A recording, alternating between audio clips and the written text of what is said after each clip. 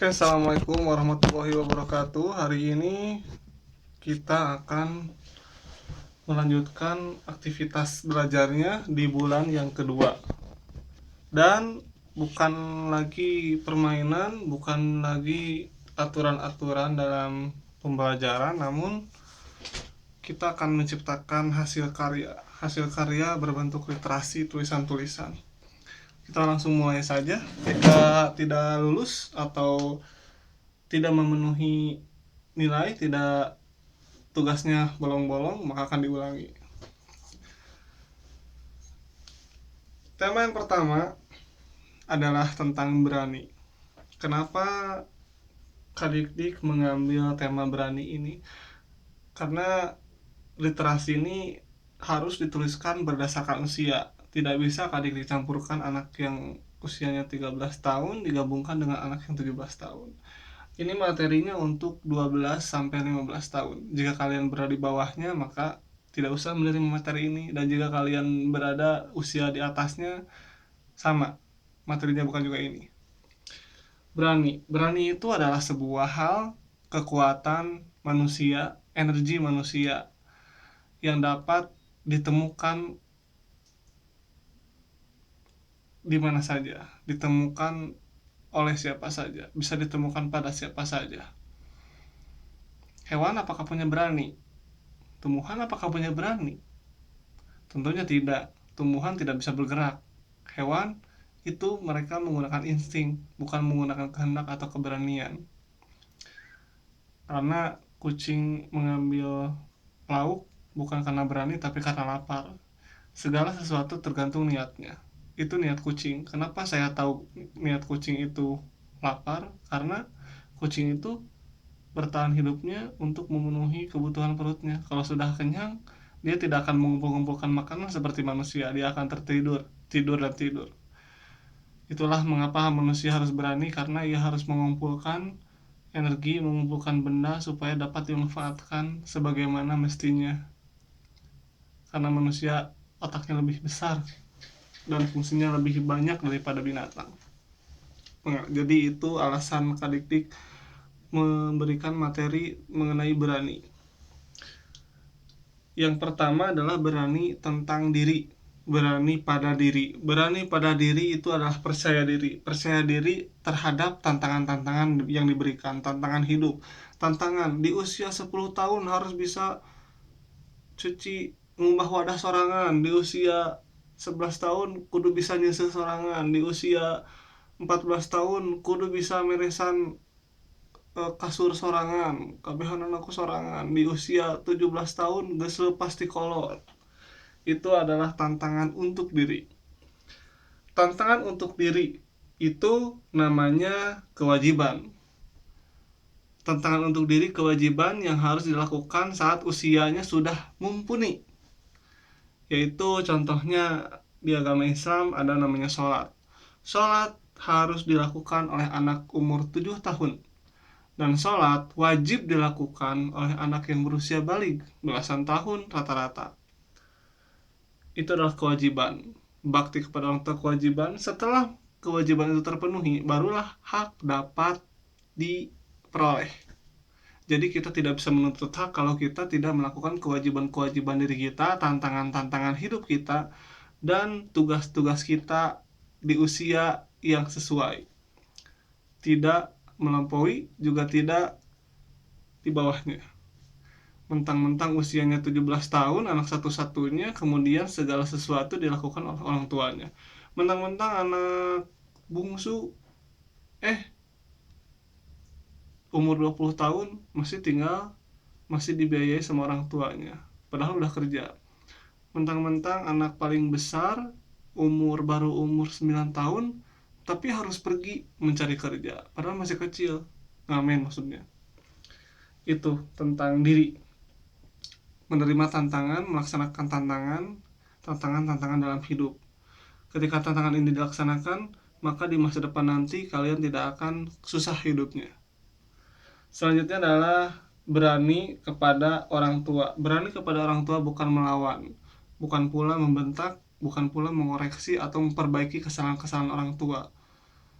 Memperbaiki kesalahan orang tua ada caranya, bukan mama itu salah, harusnya seperti ini, bukan seperti itu namanya tidak santun. Yang santun adalah mama aku caranya seperti ini loh, apakah ini benar atau enggak ya. Nah itu yang santun. Yang santun adalah mempersamakan, mama apakah ini benar, apakah yang aku lakukan benar, bukan mama itu salah, bukan seperti itu, tapi seperti ini, aku punya cara yang lain loh ma, bisa setuju nggak. Nah gitu, itu diskusikan, karena itu dikompromikan supaya ada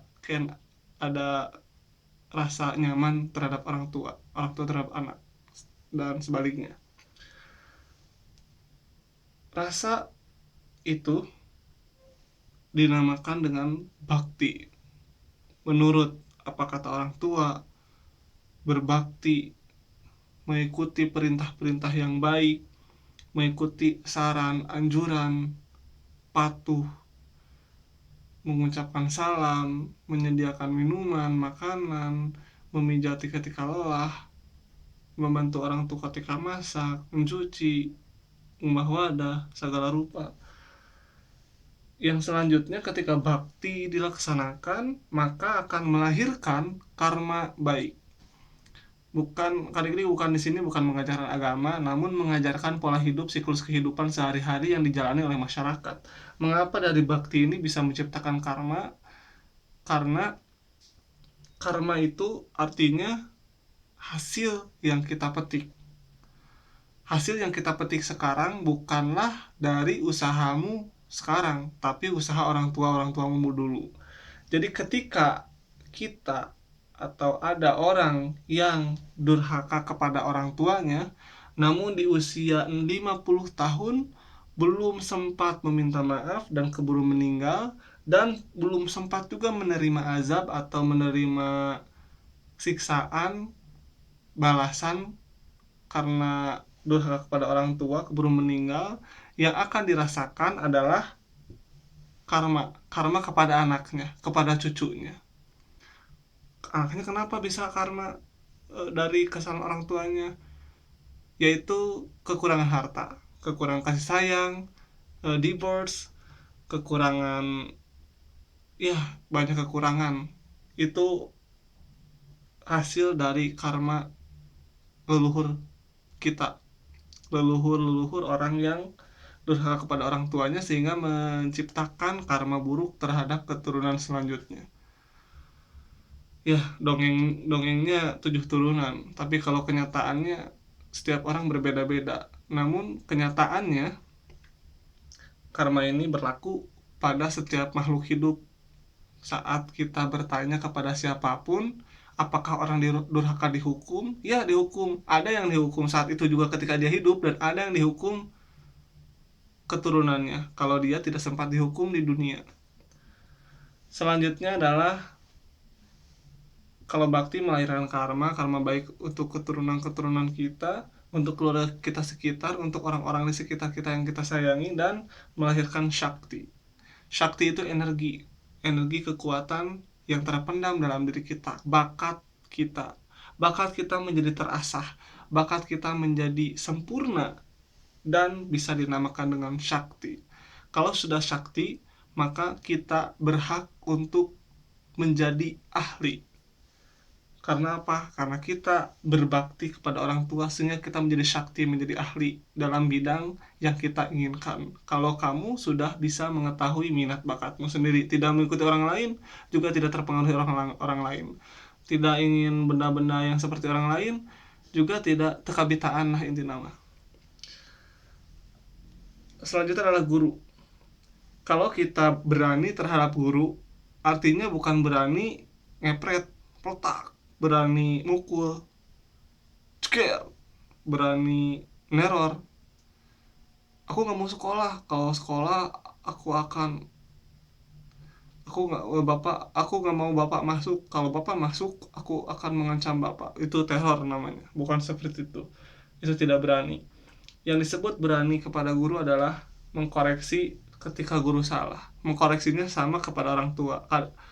Contohnya, Pak Guru, saya punya cara yang lebih baik. Apakah cara ini bagus atau cara ini kurang bagus? Ini cara saya, itu cara Pak Guru. Apakah Pak Guru ini caranya sudah betul, bisa dicek ulang. Bukan, Pak Guru salah, bukan seperti itu, aku yang betul loh, bukan seperti itu. Tapi yang cara yang santun tadi yang pertama, sama kepada orang tua, Pak saya punya cara yang lebih bagus, ini dia, gitu. Dan diskusikan, Pak menurut Bapak cara yang ini atau yang ini yang paling betul, itu diskusikan, itu lebih santun dan akan memunculkan syakti. Jadi syakti itu tidak hanya berasal dari orang tua, namun berasal dari guru juga sama. Guru itu orang tua di sekolah, dan orang tua itu ya orang tua di rumah.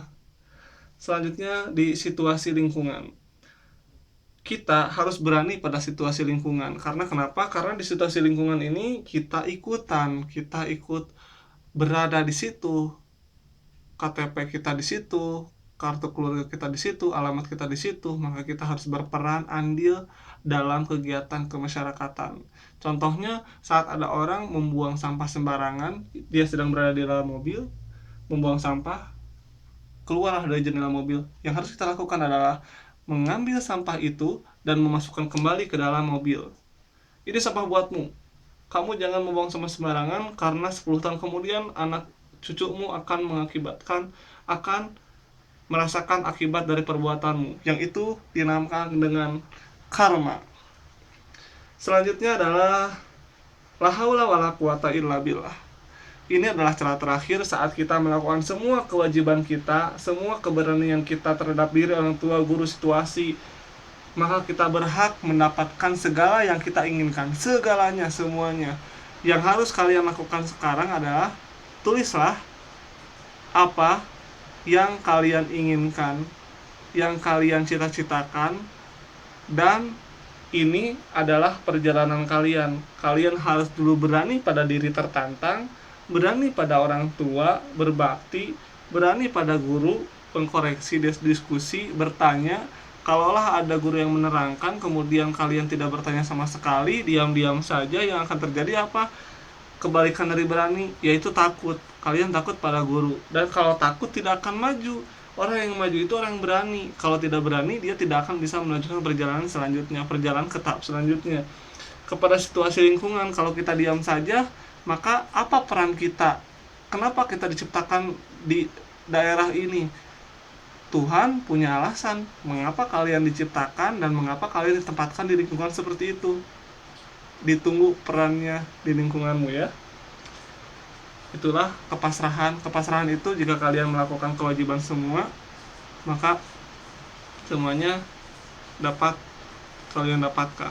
Silakan tuliskan apa yang ingin kalian, yang dicita-citakan, yang tertinggi oleh kalian apa, dan kewajiban-kewajiban yang telah kalian lakukan apa, terhadap diri tantangannya apa, terhadap orang tua kalian bagaimana, terhadap guru kalian sudah seperti apa, dan terhadap situasi lingkungan kalian sudah berbuat seperti apa. Ya, silakan tuliskan pakai mikroskop Word. Kalau sudah selesai silakan kirimkan ke Kadikdik, oke? Good job, good work. Dah.